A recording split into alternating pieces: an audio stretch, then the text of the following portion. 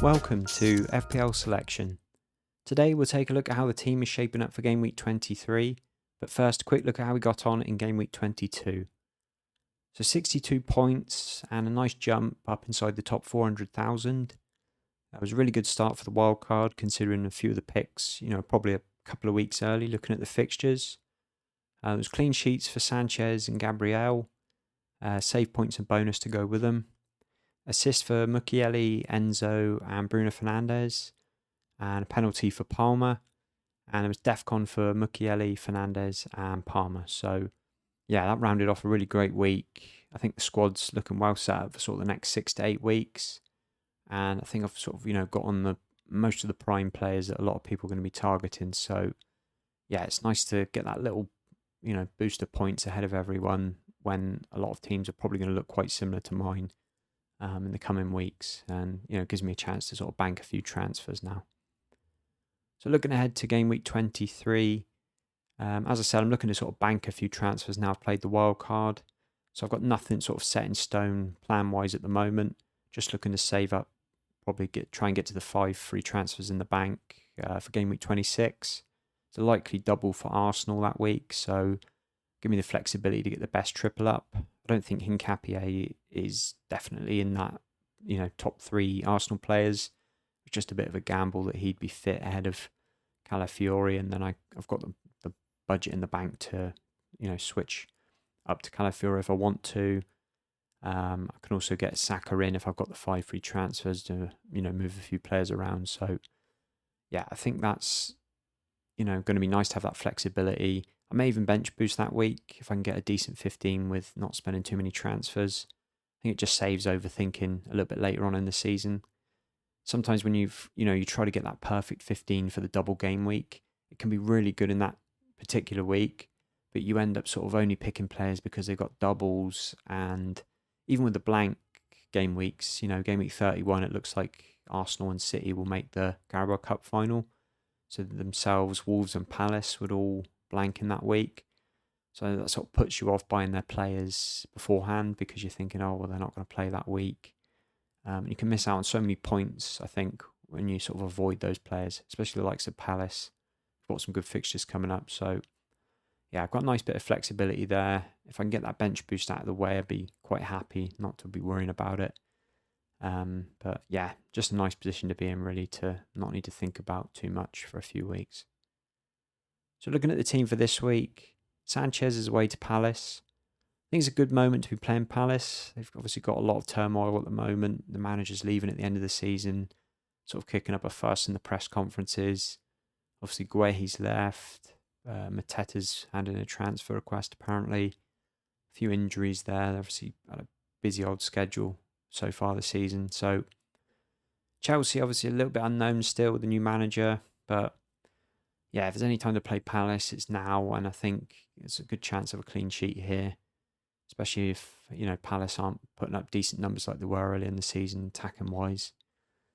Sanchez obviously had a really good score last week, made a few saves. So yeah, it'd be interesting to see if that pattern continues because I don't think he was getting many save points before this week. So yeah, it could be interesting there.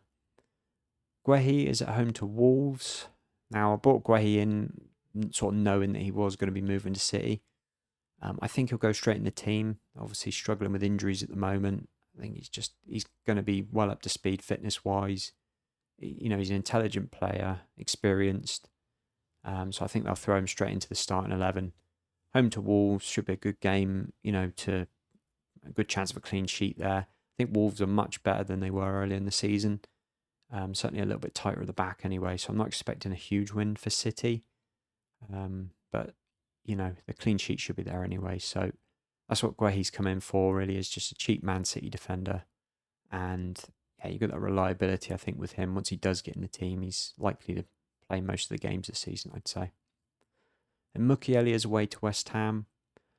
I had planned to play the double Sunderland defence when I was originally planning my wild card, but I think West Ham are looking a little bit better now. They're starting to, pick up a few results, be a bit tighter at the back. So yeah, I'm not necessarily seeing this as a really good chance of a clean sheet now for Sunderland. So I'm happy just to play Mukiele and leave Alderete on the bench.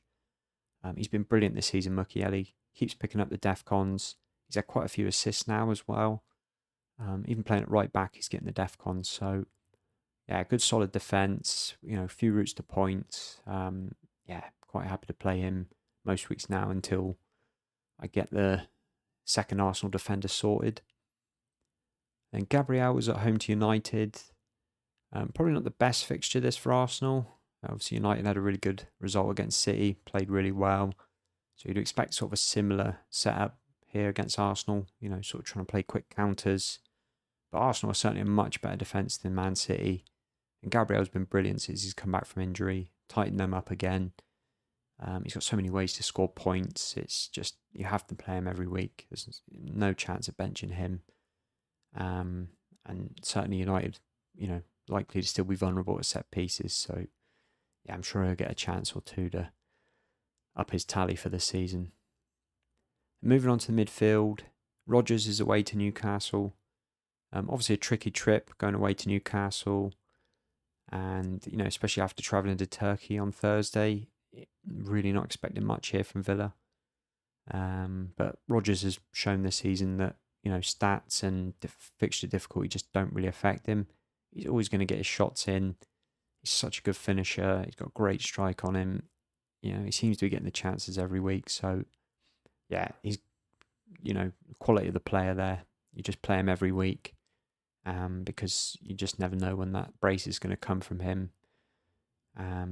Yeah, just quality player, and you just wouldn't back against him to pick up something away at Newcastle.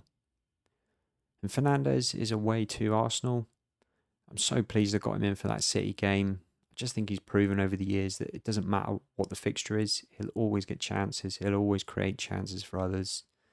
And sometimes in these bigger games, especially when United do play, quite, quick on the counter, which they did. Carrick's first game, he clearly set them up.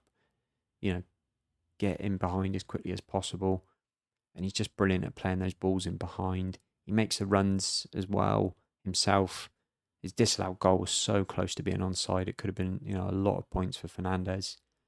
I think Arsenal will definitely be a much tougher game. But, yeah, he's just got so many ways to score points. It's, he could pick up a penalty, might get something from a corner. I think everyone's going to have him in their team in the next couple of weeks.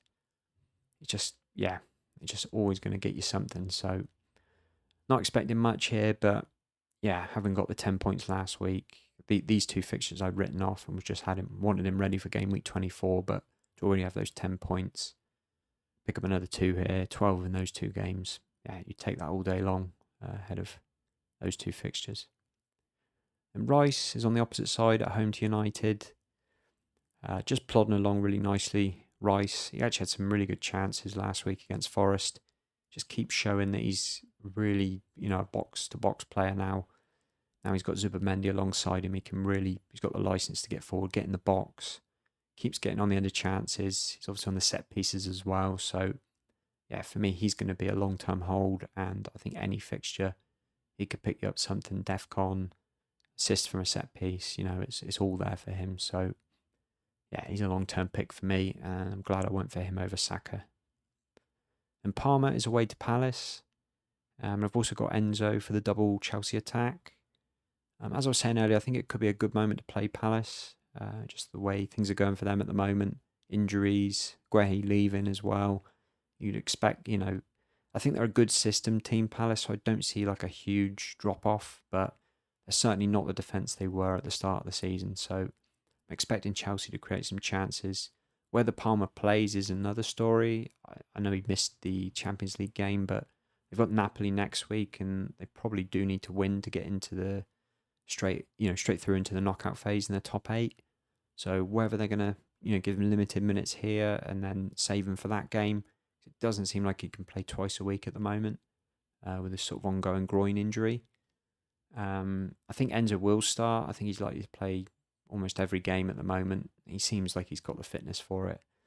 But, both of them should get chances in this game. And, yeah, I think it's going to be interesting to see how Chelsea develop under Rosenior, because they seem to be, a little bit more direct and a little bit, less with the handbrake on. So I think there should be some good games for Chelsea coming up.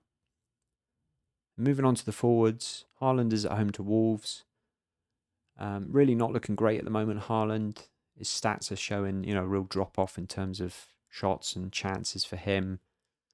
Home fixture against Wolves, I think you've got to captain him. It's just, you can't write him off for too long, but I think Wolves are definitely much improved and they're not going to be as easy a fixture as they were earlier in the season. So I'm not expecting huge amounts here, but I think you've got to expect the minimum of a goal from Haaland. Because I think it's just starting to get to that point now where the captaincy is probably not such a sure bet with him. So it'll be interesting to see how City respond. They've had a couple of bad results, and yeah, you wouldn't be surprised if they did just turn it on and hit 5 or 6. But yeah, on current form, you're not seeing much here from Haaland. But yeah, I think you've just got to captain him home fixture against Wolves. Then Thiago is at home to Forest. I think it should be a good fixture for Thiago. He's always on the end of Brentford's chances. He's the talisman for them on penalties. And, any home fixture for Brentford, you're expecting some chances to be created. So, yeah, I think he's been one of the best players this season in terms of just numbers. Just very reliable. And I'm expecting at least one return here from him in this game. So, in summary, Haaland will be my captain, almost certainly. I think it's a good home fixture. I'm not going to back against him for that. But I think I'm definitely more open now to going against him. I actually was very close to captaining Bruno Fernandes last week. Within 5 minutes of the deadline, it was on Fernandes. I just bottled it at the last minute because I was wildcarding, and I just thought, well, if I wildcard to a completely different team to everyone else and go against the captaincy and it all goes wrong, instead of making any gains, I would be, really falling behind in a lot of my mini leagues. So I just didn't quite go for it in the end. So it's made me think. I don't think the Haaland captaincy is as certain as it was earlier in the season. I think if he doesn't hit a big score here, then I think a lot of people will start to be, much more open to other players with good fixtures coming up.